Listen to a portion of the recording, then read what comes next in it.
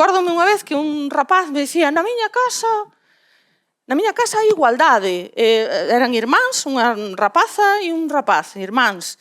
A min enseñanme igualdade, eu estou nun... Eso son tempos pasados, profe.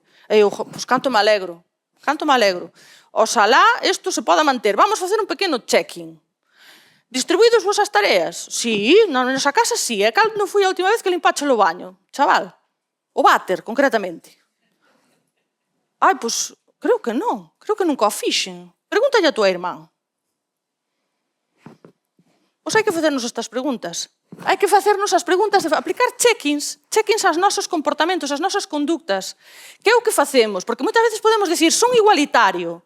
Ou sí, eu son moi feminista, eu son, bueno, vale, sí.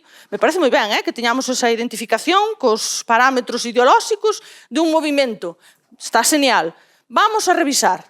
Que é o que faz? Cal é a coherencia do que pensas cao que ti actúas?